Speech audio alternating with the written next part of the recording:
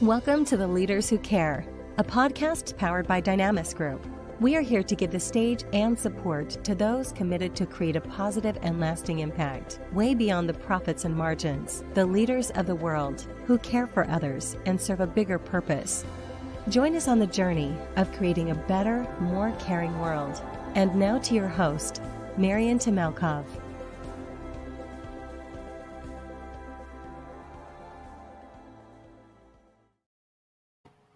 Happy Wednesday, everyone, and great to have a wonderful guest today. And I would like to welcome the co-author of international best-selling book of Asian women who boss up, a keynote speaker and author of Building Self-Confidence, really is someone who's been able to help a lot of people and touch them really in a many meaningful and caring way. Also, she's currently inspires women through her award-winning podcast called the Tao of Self-Confidence. So thank you for doing that.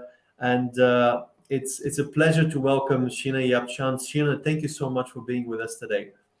Hey, Marian, thank you so much for having me. It's such an honor to be here. So thank you for having me as a guest. Well, we love your mission and really what you do and how you inspire people. Um, Tell us more about how it all started, Sheena. Yeah, for sure. Thanks again for having me. And really, it all started, growing up in Toronto, Canada, even though it's a very diverse city, I never saw anybody who looked like me on TV as a child. There was nobody that looked like me. All I saw was blonde hair and blue eyes. And so a part of me was always ashamed of who I was culturally because there was no representation. And I think that was the first time where I felt low self-confidence. Actually, that's not true. The first time probably was when I failed kindergarten for coloring outside the lines, right? But not feeling, but being ashamed of my culture was one of them, and that was really big growing up because for the longest time I just thought I wasn't good enough because I was Asian, and then it really took me until my 20s to realize, to embrace my culture, right? And it really went from calling my hair back from blonde to my original hair color. And in 2015, I was looking for support systems that really catered to Asian women because I was dealing with my own confidence issues, but I couldn't find any. So a part of me thought maybe something was wrong with me because I'm the only one dealing with this and nobody else. Well, it felt like everyone else was fine except for me. And then at the same time, representation was so important for me. When you look at numbers in leadership roles, Asian women are, at the bottom till this day. And so I decided to start my podcast called The Tao of Self-Confidence, where I interview Asian women about their journey to self-confidence. Since then, I've been able to interview over 700 Asian women from around the world, from different backgrounds, different cultures, different career paths. Been able to co-create the book Asian Women Who Boss Up, and then this May I'm going to have my own book under the same title as the podcast that's coming out this May. Talking about leadership, talking about traumas, talking really about the things that our culture never tells us to talk about and why that is so important because, there's a lot of things we go through. There's a lot of trauma we go through. And if we don't talk about that, then we're not going to show up as our best selves. And especially as a leader, we need to unlock these traumas. We need to find out, why do we go through certain things, or even the traumas that we carry from our grandparents, great grandparents, and so on, right? Or even the historical trauma we've been through. These are so important because we're not going to show up as our best selves, right? I can give you a manual on how to be a leader, but if your mindset's not there, how are you going to, be the best leader that you can be? So it's really about, unlocking the things that we go through, how we can heal through it so we can awaken the leader within. So that's a little bit about me. No, that's fantastic. Thank you so much. Have you always had that inner confidence, or did you have to go through on a journey, to I get there? no, definitely didn't have the confidence. I definitely had to go through a lot of experiences to get through to where I am today. And even till today, I still deal with confidence issues like any other person. I mean, confidence is something that we have to work on every single day, right? Because we're going to go through different roadblocks, different challenges. The world is so it's not predictable, right? I mean, the pandemic was a big wake up call, knowing that anything can happen in any given moment. In 2020, when the whole world locked down, it's like, how do we move past that? What's going to happen? Is it the end of the world?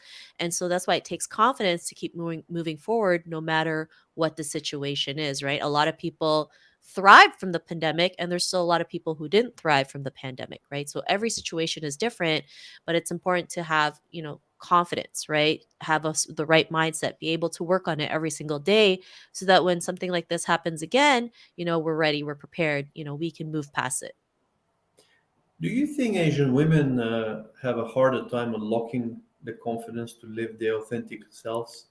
Yeah, for sure. I mean, we've been told to never make any noise, do as you're told. And from the moment we're born, we just have one way of living life. And because of that, it stops us from doing things on our own to forge our own path, right? When you've been told to just go to school, get a job, get married, never rock the boat, you think that's all life is about. When you go to countries like China and Japan, if you're 25 and over and still single, in China you're called a leftover. In Japan, you're called Christmas cake because nobody wants Christmas cake after Christmas. It's considered a leftover. So, This these is things really, ironic. yeah, it's crazy. It's these little things. And then even in India, right? There's a lot of arranged marriages. There's if you're a widow, you're basically an outcast to society.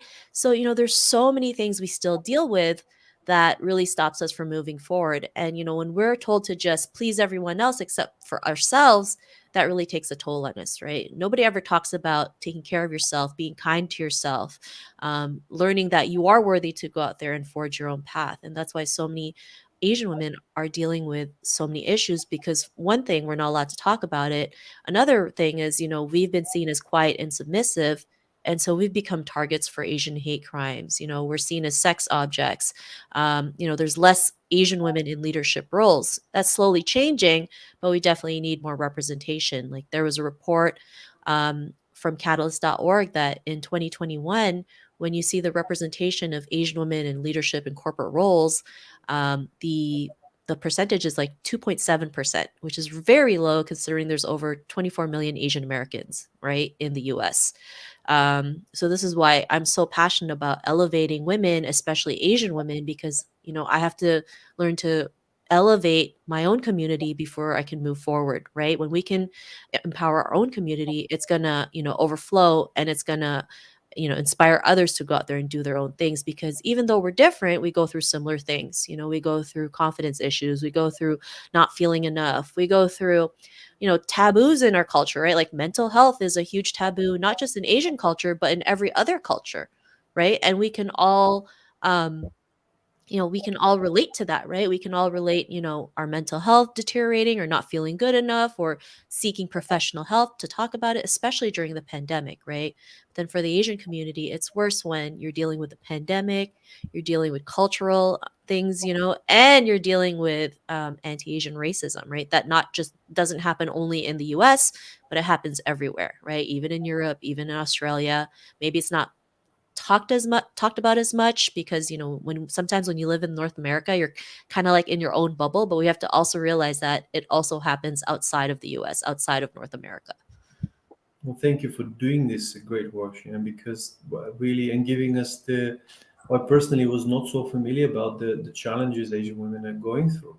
In fact, and is that because of the culture, the way they're brought up? What are the root causes of that? Do you think that can be helped or worked on?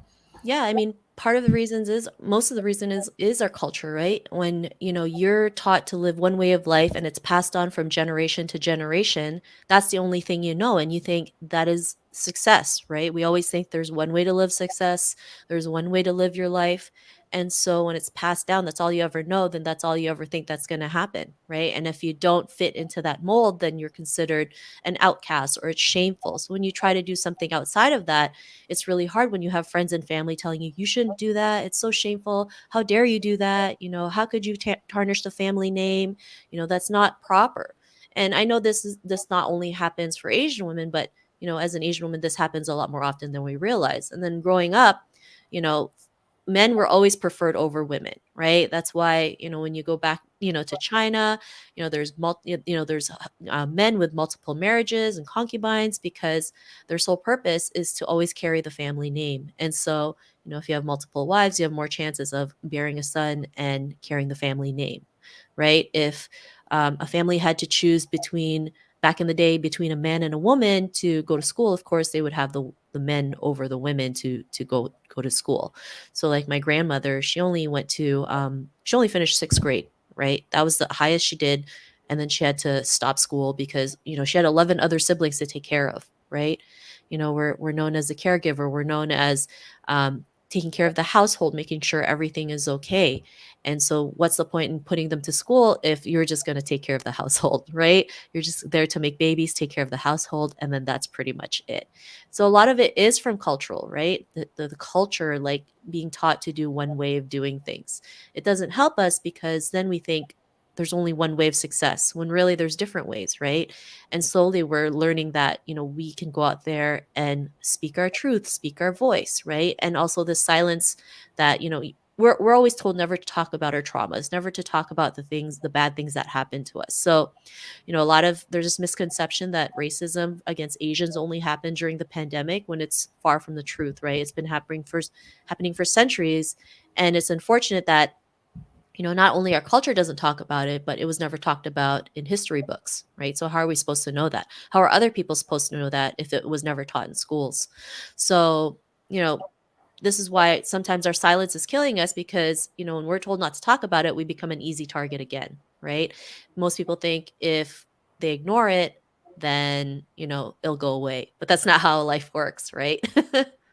No, thank you for bringing that really challenging that issue to the surface. I think it helps when it's talked about, when it's really thinking of actually solutions, but also more awareness. People are not aware, I think, in the Western often world and communities, of what are the challenges, what a Asian woman may have to go through, because they're not aware of the culture very often of what it comes. But at the same time, really, it's like, how could you respect the culture that you were brought up really, while really thrive, not survive, if that makes sense? Yeah. How could you get the best? Because of course there's reason, Yeah. you can't run away from who you are in terms of your roots, but at the same time, maybe be the bridge between the the evolution or the growth of the culture, perhaps. Yeah. I mean, it's not always easy to, live certain traditions, right? For me, there are traditions that make sense and I follow it, right? But there's other traditions that don't make sense at all. And when you ask about it, it's just the answer is because it's tradition. And sometimes we need to question and dig deeper as to why was this created? Was it created to really embrace our culture, or was it really to, make men feel better than women, right? Or oppress women. And so yeah, sometimes it's hard, of course, right? But sometimes you also have to stay true to yourself. You have to figure out, does it work for you? Does it work for a community? Or does it only, does it only help one person or one group?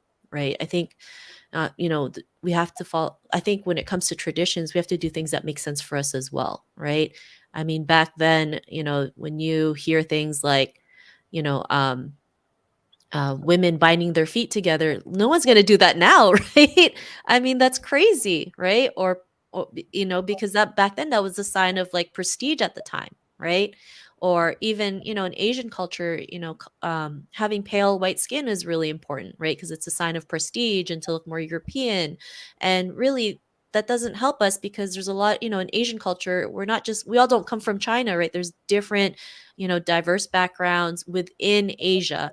And yes, everyone's skin tone is different, but when you go to all these Asian countries, you see big billboards of, movie stars and celebrities promoting whitening skin products. It really brings our confidence down because they think, oh, I need to have fair skin to be beautiful, right? Versus, being beautiful in your own skin. People don't realize whitening products is a multi-billion-dollar industry. It's not just Asian women who buy it, but people of color buy it, right? Because of this notion that in order to be beautiful, you need to have fair white skin. So, um, what was the question again? Sorry, I kind of like went on a No, tangent. I just really thinking here from their perspective, what can be done moving forward, really to help and improve. I guess you're doing a lot of that yourself, but it takes time and generations often for this to be necessarily kind of implemented and scaled. It's not that easy to change and make a difference. You can only inspire others because we can only change ourselves. We can't change others. Yeah. But hopefully we could. I think it make a lot of sense of what you're saying of questioning a lot of those traditions, as you say. And you mentioned there's traditions you like. Maybe we'll zoom in a little bit on that question. What are the traditions that you like? I mean, yeah, there's a lot. I mean, when people know me as the person who always wears the color red, right? So if you go through my, social media feed, or when people meet me, like they always see me in red and they know me for that color. And so for me, red symbolizes, courage and confidence for myself, right? When I'm not feeling my greatest, I put something on that's red and I feel more confident. And then in Chinese culture, it's also a sign of, happiness, right? We wear it for birthday parties to celebrate a birthday. New Year just passed, right? And we get, lucky red envelopes called ang pao with money in it, right? So it's also a sign of good fortune. So that's one thing that I do follow, because it's like a sign of a sign of happiness, a sign of wealth and abundance and good luck. Also, Chinese numerology is very important. So, we don't. If you go to a Chinese person's house, you don't see anything that ends in a number four or even has a number four, because when you say the number four in Chinese, it means death, right? So we avoid that. We love the number eight because eight symbolizes wealth and abundance. So there's just certain things that those are some of the certain things that I do follow, right? And then there's other ones I just sometimes question, right? But yeah, it's really, learning to figure out what traditions work for you, right? What makes sense for you. Is it helping you or is it hurting you? Right. And I think sometimes we need to question that. And I'm sure there's certain traditions in your culture that you probably want to question too, right? We don't know, right? Absolutely, you're the obviously the co-author of the Asian Women Who Boss Up. That's and tell us more about the mission of Yeah. this book. I Yeah, for sure. So it's part of a book series called Women Who Boss Up that was created during the pandemic, at the start of the pandemic. So since then we've launched 10 books from different themes, not just 10 books. Asian. 10 Wow. books, yeah. So we have, real estate, Asian, women of color, Latina, health and wellness. We've created more than just a book series. It's really a movement, right? But at the time, it was, the summer of 2020. I met the lady who started the book series, and when she started hearing about what I do, she was like, well, maybe we should highlight a book, we should create a book highlighting Asian women. And I was like, yeah, let's do it. Because, in North America, in the publishing industry, Asian Americans only represent like 4%, right?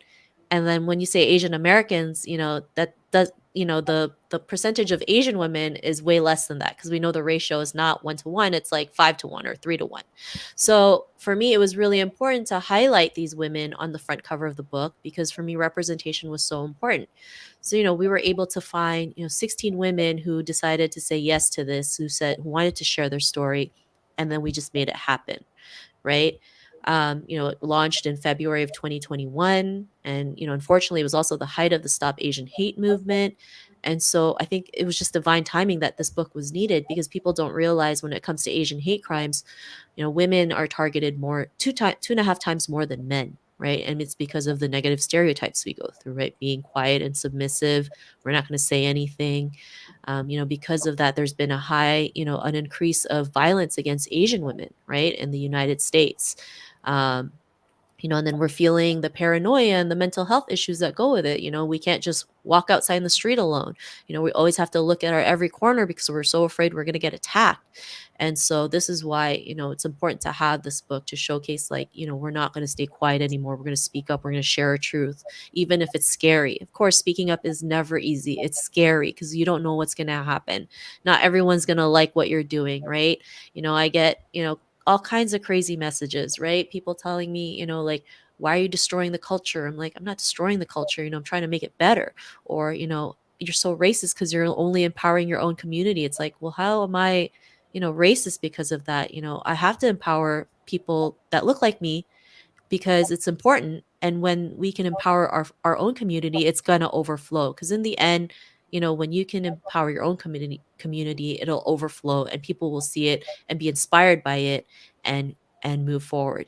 I've always looked at other cultures and see their tenacity, their inspiration, and it helps me as well, right? I listen to audios from people from different cultures, and realize, like, especially in entrepreneurship, it's not always easy, right? You're gonna go through different challenges. It takes a lot of persistence to keep moving forward because, you can't just give up on the first failure, right? Some people had to take 100 failures, 1,000 failures, and 10,000 failures to keep moving forward.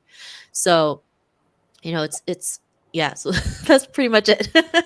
Yeah, I'm very interested in what you, yeah, just sharing those, and thank you for doing that. I really didn't know that it was a series of books, and well done on creating that. First of all, what a great service, and you also have a new book coming, which is Yes. when is it coming out? It says about Asian women leadership, and it's the Tao of Self-Confidence. So, Yes. like your podcast, you Yeah, mentioned so that. it is under the same title as my podcast, and it's really about, a book on leadership coming from an Asian woman's experience, right? I mean, it's important to have that because we have the lowest level of leadership all across the board, right? Doesn't matter what industry it is, and the numbers keep dropping. So for me, it's like, why is it that we're always one of the lowest numbers, right? So I really had to dig deep, figure out why, talk about the things that, our Asian parents never tell us to talk about the history, talk about, the things Asian women face. But it's something that every person can relate to, right? Whether you're a man or a woman, whether you're from a different culture.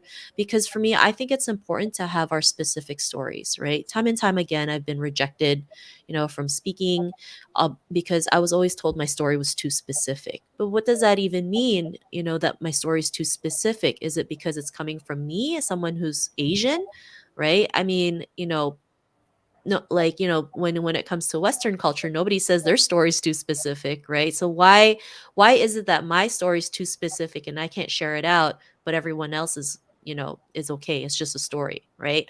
And sometimes it's our specific stories that really create change, right? Because we learn from other people's specific stories, right? We can change the perspective of other people to create a better tomorrow. So this is really important, right? Because every other leadership book that I've seen is always a how-to manual, right? A how-to manual is great, but if your mindset isn't in the right place, then how are you supposed to be a leader, a really good leader, right? And being a leader is not, telling people what to do. It's really just, going out there and figuring things out, right? It's not perfect. It's messy.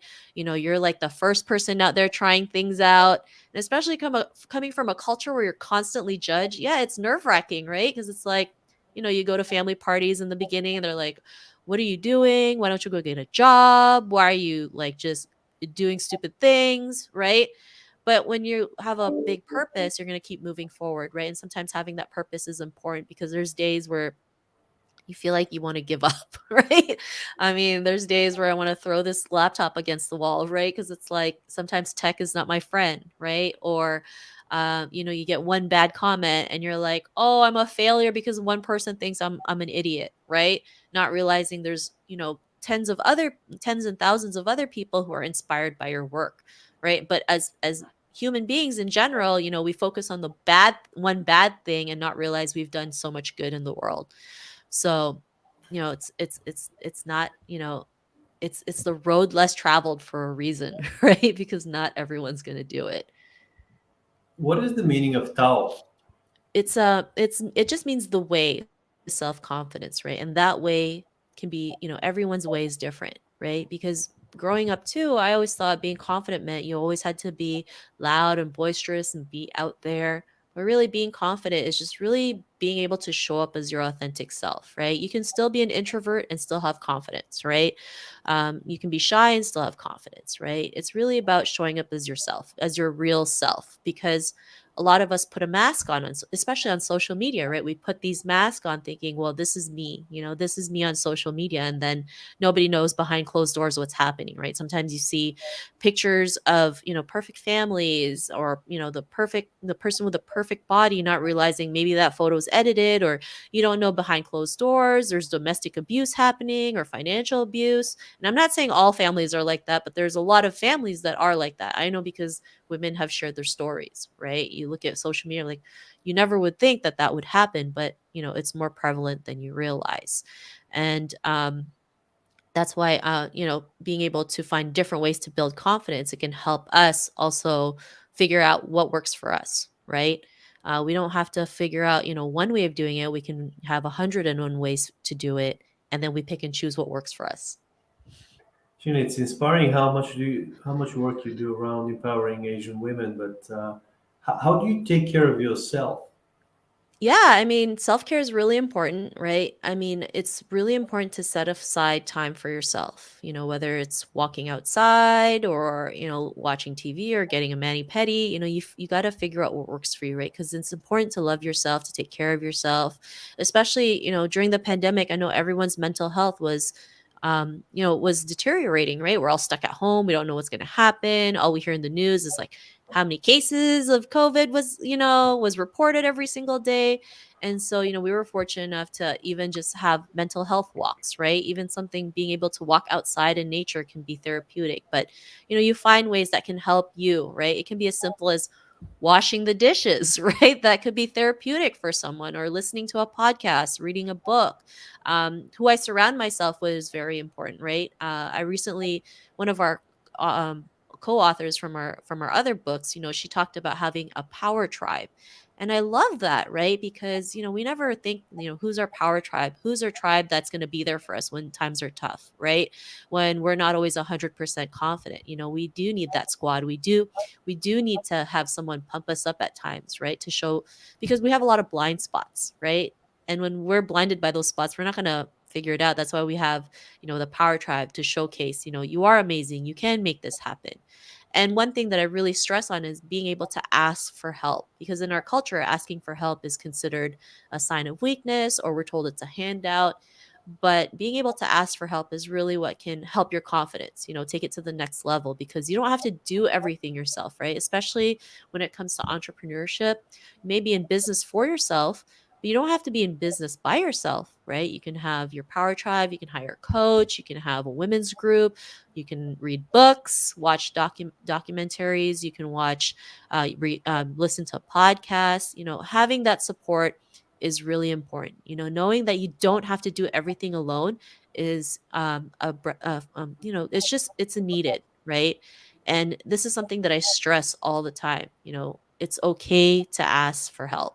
What is your morning routine, just to understand how a day goes by for you? For me, it's just my morning routine.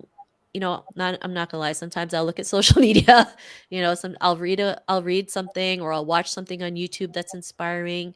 One thing I really do is work out in the morning, because I know if I don't work out in the morning, I'm not gonna work out. So I set aside, an hour of my time to work out, right? But of course, I need coffee first before I can work out. For me, coffee is my morning routine. It's, what I have for breakfast. And then I do my workout, and then I start my day, right? I don't really like sleeping in. I feel like when I sleep in, I feel like my day's wasted. So I'm more of an early bird, morning person versus a night person.